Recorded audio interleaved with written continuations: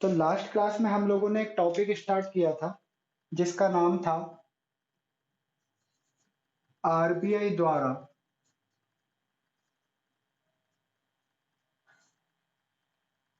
मौद्रिक या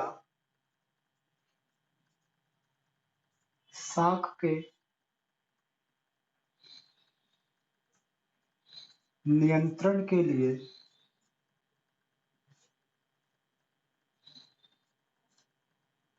अपनाए जाने वाले उपाय। अपनाए जाने वाले उपाय, ये हमारे टॉपिक का नाम था। और इसका सीधा सा मतलब केवल ये था कि भारत की अर्थव्यवस्था में जो मुद्रा फैली है उस मुद्रा पर नियंत्रण कैसे पाया जाए। नियंत्रण कैसे पाया जाए मतलब अर्थव्यवस्था में जितनी भी मुद्रा फैली है उसको या तो कम करना या ज्यादा करना, एक संतुलन बनाए रखना पड़ता है अर्थव्यवस्था में मुद्रा के लिए। उसी को कहा जाता है मौद्रिक या साख नियंत्रण। और इसमें हमने पढ़ा था कि इसके लिए सरकार दो तरह के तरीके अपनाती है। एक को बोला जाता है मात्रात्मक उपाय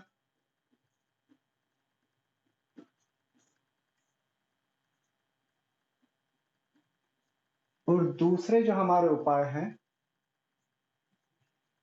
उन दूसरे उपायों का नाम है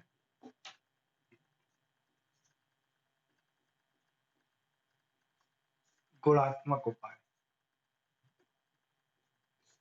पिछली क्लास में हमने मात्रात्मक उपाय कुछ समझे थे, है ना, और लिखा कुछ भी नहीं था। आज की क्लास में हम उसको लिख भी लेंगे और एक बार फिर से रिपीट भी कर लेंगे क्योंकि टॉपिक थोड़ा टेक्निकल है, एक बार में समझ आए ऐसा जरूरी नहीं है।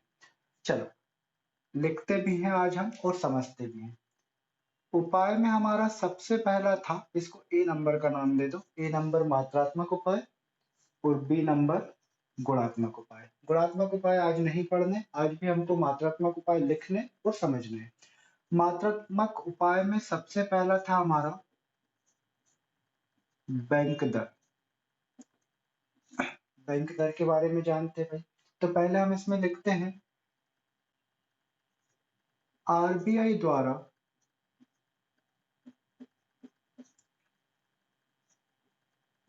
जिस दर पर व्यापारिक बैंकों को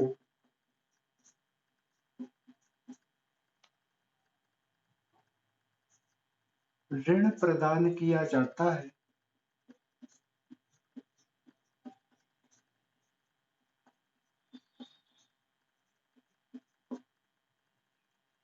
उसे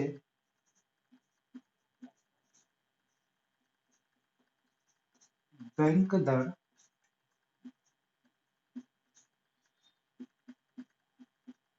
कहा जाता है। ठीक है, अभी इकट्ठा समझ लेंगे, पहले लिख लेते हैं। दूसरा नंबर है हमारा रेपो दर। यहां पर हम लिखेंगे आरबीआई द्वारा जिस दर पर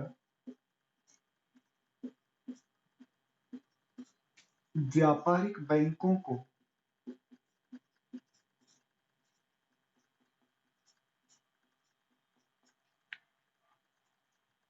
अल्पकालीन ऋण प्रदान किया जाता है।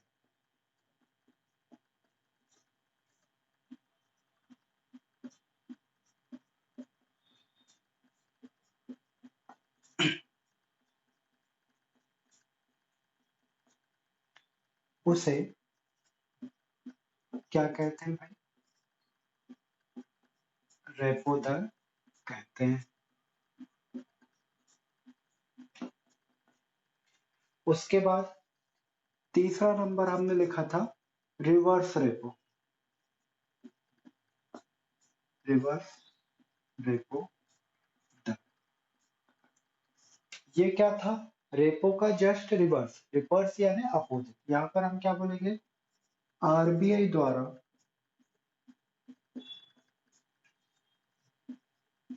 जिस दर पर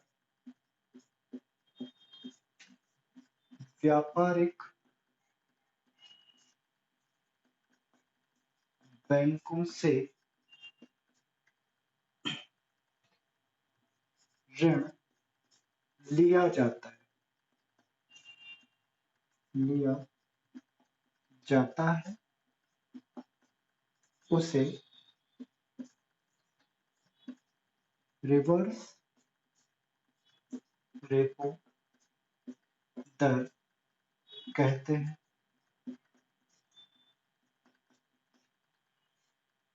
चौथा नंबर, इसमें हमने लिखा था नकद कोष अनुपात,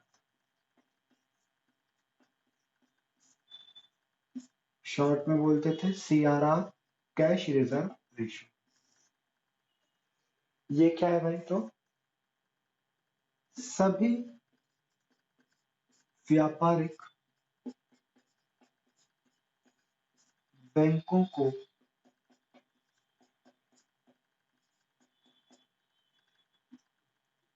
जनता से प्राप्त, जनता से प्राप्त जमा धन का एक निश्चित अनुपात,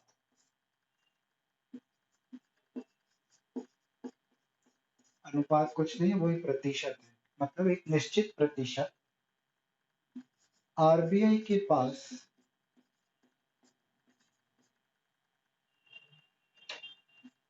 आरबीआई के पास जमा करना पड़ता है,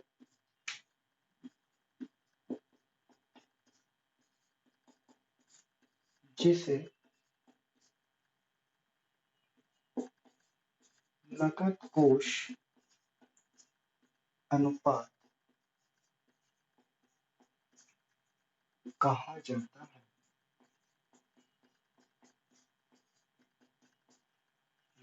4 पॉइंट होगा और एक पांचवा हमने लिखा था क्या, वैधानिक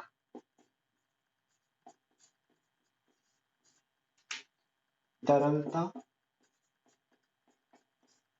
अनुपात, शॉर्ट में बोले तो स्टैट्यूटरी लिक्विडिटी रेशियो, एसएलआर। इसमें हम क्या बताएंगे कि सभी व्यापारिक बैंकों को जनता से प्राप्त जमा धन का एक निश्चित प्रतिशत, या बोले तो निश्चित अनुपात, निश्चित अनुपात या प्रतिशत आरबीआई के पास नहीं, स्वयं के पास, स्वयं के पास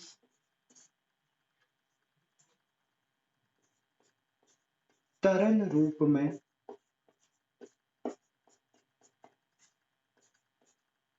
रखना पड़ता है,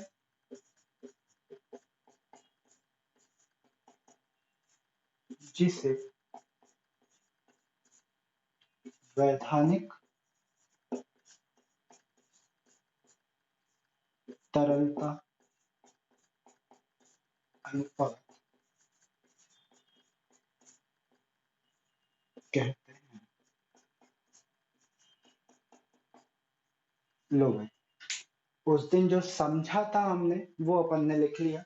अब एक बार फिर से ये जो पांचों पॉइंट है हम समझ लेते हैं, है ना। सबसे पहले हम बात करेंगे बैंक दर की। तो देखो भाई, यहाँ पर एक तरफ हम बना रहे हैं आरबीआई और एक तरफ हम बना रहे हैं व्यापारिक बैंक।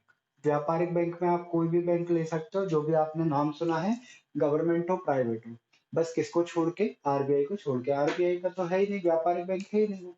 चलो, तो सबसे पहले तो आरबीआई ने व्यापारिक बैंक को क्या दिया, लोन दिया, ऋण दिया।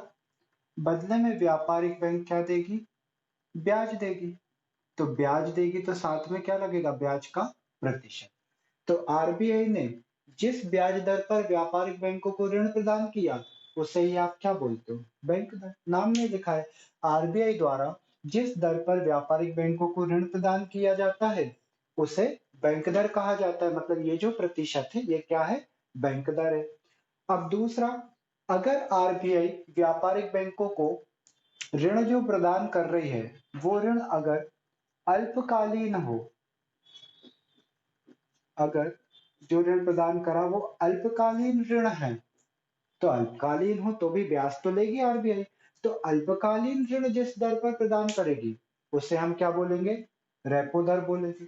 मतलब ये जो प्रतिशत अभी बैंक दर था, कब, जब आरबीआई व्यापारिक बैंकों को दीर्घकालीन ऋण प्रदान करे, तो जो ब्याज की दर है वो बैंक दर। और जब आरबीआई व्यापारिक बैंकों को अल्पकालीन ऋण प्रदान करे, तो वही ये जो दर है वो क्या बन जाती है, रेपो दर बन जाती है।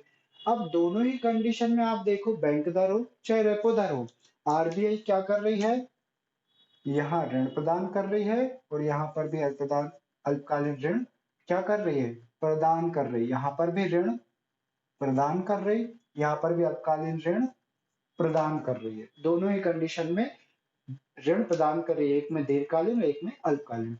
रिवर्स रेपो क्या है, जस्ट अपोजिट। जस्ट अपोजिट मतलब अभी तक तो व्यापार आरबीआई ऋण दे रही थी, पर इस बार ऋण देगी नहीं, इस बार ऋण लेगी।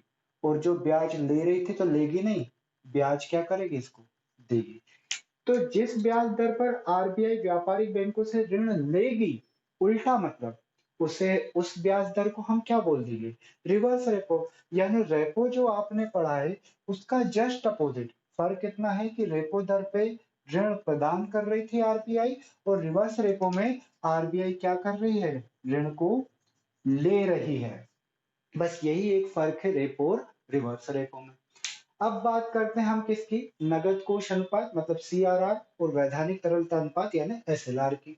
तो यहां पर आप देखें भाई, कि जब भी आरबीआई की बात होगी, और यहां पर हम बात करें किसकी, व्यापारिक बैंक की, तो व्यापारिक बैंकों के पास सबसे पहली बात तो पैसा कहां से आएगा बिजनेस चलाने के लिए, वो पैसा आएगा उनके पास जनता से, है ना। यहाँ पर जनता क्या करेगी, जमा करेगी, किसके पास, व्यापारिक बैंकों के पास। ये सबसे फर्स्ट नंबर का काम हुआ कि जनता ने व्यापारिक बैंकों के पास पैसा जमा किया। अब आरबीआई क्या करेगी, निर्देश देगी, किसको निर्देश देगी, व्यापारिक बैंकों को निर्देश देगी कि तुम्हारे पास जितना भी जमा है, उसका एक निश्चित प्रतिशत हमारे पास जमा करो। आरबीआई ने क्या निर्देश दिया व्यापारिक बैंकों को, कि तुम्हारे पास जितना भी पैसा आया है, उसका कुछ अनुपात, कुछ प्रतिशत, वो प्रतिशत आप क्या करो, जमा करो हमारे पास, ऐसा निर्देश दिया। और जब व्यापारिक बैंक आरबीआई के पास ये प्रतिशत जमा कर देंगी, तो ये जो प्रतिशत है, इस प्रतिशत को ही कहा जाता है सीआरआर। पढ़ते हैं, अब देखो क्या लिखा, सभी व्यापारिक बैंकों को जनता से प्राप्त जो जमा धन है का एक निश्चित अनुपात, मतलब जनता से प्राप्त जमा का एक निश्चित प्रतिशत क्या करना पड़ेगा, आरबीआई के पास जमा करना पड़ेगा। ये जमा कर दिया आरबीआई के पास, जिसे हम क्या कहते हैं, नगद कोष अनुपात कहते हैं। उसके बाद फिर पांचवें नंबर का देखो क्या है, वैधानिक तरलता अनुपात। अब ये क्या होगा कि यहाँ देखो, जनता से जमा प्राप्त हुआ, आरबीआई ने कहा हमारे पास जमा करो, हफ्ता वसूली दो हमको, व्यापारिक बैंकों ने जमा कर दी। इस जमा को, ये जो प्रतिशत है, आपने क्या नाम बोला, आपने बोला सीआरआर। ये जो प्रतिशत जमा किया, ये क्या हुआ, सीआरआर। अब ये तो जमा कर दिया आरबीआई ने, पर आरबीआई एक और निर्देश देगी, आरबीआई व्यापारिक बैंकों को एक और निर्देश देगी। इसको आप चौथे नंबर का निर्देश बोल सकते हो। सेकंड थर्ड हो गया, जमा कर दिया। फोर्थ नंबर पे आरबीआई क्या करेगी, दोबारा क्या करेगी, निर्देश देगी। क्या निर्देश देगी कि ठीक है, तुम्हारे पास जितना भी पैसा जनता से आया था उसका कुछ हिस्सा आपने हमारे पास जमा कर दिया, लेकिन अब कुछ हिस्सा आप अपने पास भी जमा रखो तरल रूप में। क्या बोला आरबीआई ने कि आपने हमको जमा कर दी, अच्छी बात है, सीआरआर हो गया, पर हम दोबारा आपको एक और निर्देश दे रहे हैं, क्या कि तुम्हारे पास जितना भी जमा आएगा उसका कुछ हिस्सा आप क्या करो, स्वयं के पास रखो। आरबीआई के पास तो रख दिया, अब स्वयं के पास रखो तरल रूप में। तरल रूप में मतलब कैश के रूप में। तरल रूप में ये नहीं समझना कि पिघला के रखना भाई पैसे, नहीं, इनमें का तरल रूप यानी लिक्विड फॉर्म में तो सब पैसा में आग लगा दो, पानी में घोल के रख दो उसको, ऐसा नहीं है। तरल रूप यानी तरल के रूप में, तरल के रूप में यानी नगद के रूप में। ठीक है, तो क्या कहा आरबीआई ने कि तुम अपने पास भी कुछ पैसा, कुछ प्रतिशत, 5वें नंबर का बोल रहा हूं मैं अब, क्या करो, कुछ प्रतिशत जमा करो। किसके पास, ये जमा करना है तुम्हें स्वयं के पास। सर वैसे भी तो वो उन्हीं के पास जमा है, ये पैसा भी तो उनके पास जमा है, पर भैया ये जो जमा है कुछ आरबीआई को देने के बाद ब्याज उधार बांट देगी ना व्यापारिक बैंक के, तो उनने क्या कहा, उधार बांटो कोई दिक्कत नहीं है, पर कुछ प्रतिशत जमा रखो स्वयं के पास जो आप कभी उधार नहीं दोगी, है ना। ये जो जमा है वो किसके पास है, आरबीआई के पास। और ये जो जमा किसके पास है, स्वयं के पास। तो स्वयं के पास जो प्रतिशत जमा किया उसे बोला जाता है एसएलआर, स्टेचुटरी लिक्विडिटी रेशियो। तो इस तरीके से ये हमारे 5 मात्रात्मक उपाय हैं। बैंक दर, आरबीआई ने दीर्घकालीन लोन दिया व्यापारिक बैंकों को। फिर रेपो दर, आरबीआई ने अल्पकालीन ऋण दिया व्यापारिक बैंकों को। रिवर्स रेपो, आरबीआई ने लोन लिया व्यापारिक बैंकों से। सीआरआर, जितना भी जमा जनता से आया कुछ प्रतिशत आरबीआई के पास जमा कर दो। एसएलआर, जनता से जितना भी जमा आया कुछ प्रतिशत स्वयं के पास जमा रखो तरल रूप में, जिसे हमने क्या बोल दिया, वैधानिक तरलता अनुपात बोल दिया, है ना। ये हमने अभी शॉर्ट में पढ़ लिया, इसकी फुल डिटेल हम पिछली क्लास में पढ़ चुके हैं। तो अगर आप डायरेक्ट इस क्लास को देख रहे हो तो मत देखो, अदरवाइज ये समझ नहीं आएगा। पहले आपने जो पिछली क्लास देखी है पांचों की, जिसमें मैंने आपको हर एक का डायग्राम बना के समझाया था, आप उसको देखो, उसके बाद फिर आप ये वाले क्लास पे आना। ठीक, अब ये तो हमने क्या पढ़ लिया, सबके मीनिंग पढ़ लिए। अब बात ये आती है कि आरबीआई द्वारा इसका नियंत्रण कैसे कर रहे हैं, ये तो हमारी रेट है, इससे नियंत्रण कैसे होगा हम वो समझ रहे हैं। तो ये मैं हटा रहा हूं। नियंत्रण देखो भाई कैसे होगा, कि नियंत्रण के लिए हमारा सीधा सा रूल है। क्या रूल है, कि एक तरफ तो हम ये सभी उपाय रखेंगे, यहां पर हमने रख दिए क्या, मात्रात्मक उपाय जो भी थे हमारे, और दूसरी तरफ हम क्या रखेंगे, यहाँ पर अर्थव्यवस्था में मुद्रा। इसको हम क्या बोल रहे थे, अर्थव्यवस्था में मुद्रा।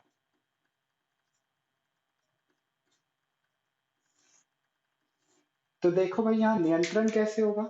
अब मात्रात्मक उपाय यानी ये सारे प्रतिशत, देखो भाई बैंक दर है ये भी प्रतिशत, रेपो दर प्रतिशत, रिवर्स रेपो दर प्रतिशत, और इसमें तो प्रतिशत मैंने लिख भी दिया ब्रैकेट में, ये सभी प्रतिशत है। तो इसमें से कोई सी भी दर आप उठा लो, मात्रात्मक उपाय में कोई सा भी आप एक पॉइंट उठा लो, अगर आप इनमें से किसी भी दर को, ये जो भी मात्रात्मक उपाय परसेंटेज वाले हैं, इसमें से किसी के भी परसेंटेज को अगर इंक्रीज करोगे तो अर्थव्यवस्था में मुद्रा की क्या हो जाएगी, कमी हो जाएगी, यानी मुद्रा गिर जाएगी। और इसमें से किसी भी दर को अगर आप गिरा दोगे, कम करोगे, तो अर्थव्यवस्था में मुद्रा की आपूर्ति क्या हो जाएगी, बढ़ जाएगी।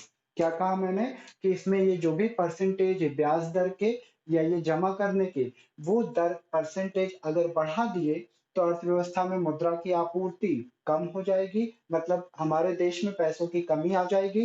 और अगर इन में से किसी भी परसेंटेज को या सबको कम कर देंगे तो अर्थव्यवस्था में पैसा ही पैसा हो जाएगा, सबके पास खूब सारा पैसा मिलेगा, है ना। ये हमारे क्या थे उपाय। तो उपाय कैसे होगा, वो ये क्या लिखे, ये तो आपने अर्थ लिखे, उपाय कैसे करेंगे वो ये।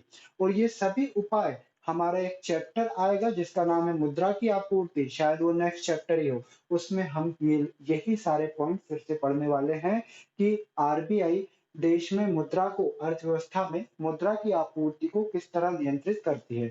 तो वो मुद्रा की आपूर्ति हम जब पढ़ेंगे तब उसमें हम यही वाले पॉइंट को डिस्कस कर रहे होंगे, जिसमें मैं आपको ये सब नहीं समझाऊँगा। बस आपको ये बताऊँगा कि किस तरीके से उपाय करती है आरबीआई, जिससे ये जो दरों को बढ़ाने से मुद्रा कम होती है और दरों को अगर कम कर दिया जाए तो मुद्रा बढ़ जाती है।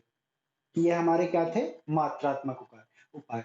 ठीक इसी तरह हमारे गुणात्मक उपाय हैं, जिसमें हमें केवल 2 से 3 उपाय पढ़ने हैं, जो कि हम कल की क्लास में पढ़ेंगे। तो आज की क्लास में हमने जो कल पढ़ा था, उसी को मैंने आज लिखवाया, एक बार आपको समझाया और कुछ बताया कि एक्चुअल में उपाय कैसे करती है, जो कि हम नेक्स्ट क्लास में जो हमारा नेक्स्ट चैप्टर है मुद्रा की आपूर्ति, वहाँ पढ़ेंगे।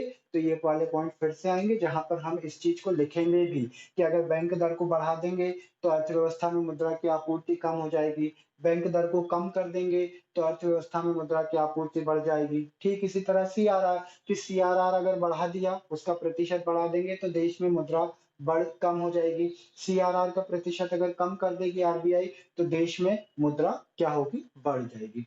ये हमारे कुछ क्या थे? उपाय थे। हम चाहें तो यहाँ पर भी लिख सकते हैं क्या कि बैंक दर को बढ़ाने से अर्थव्यवस्था में मुद्रा कम होती है, बैंक दर को घटाने से अर्थव्यवस्था में मुद्रा बढ़ जाती है। पर वो हमारा टॉपिक नहीं था, हमारा टॉपिक तो फिलहाल क्या था, ये सारे जो उपाय हैं उनको पढ़ना, जिसमें अभी हमने मात्रात्मक उपाय पढ़े। कल की क्लास में हम भाई गुणात्मक उपाय को कंप्लीट करेंगे। तब तक के लिए bye bye to all of you. Thank you so much.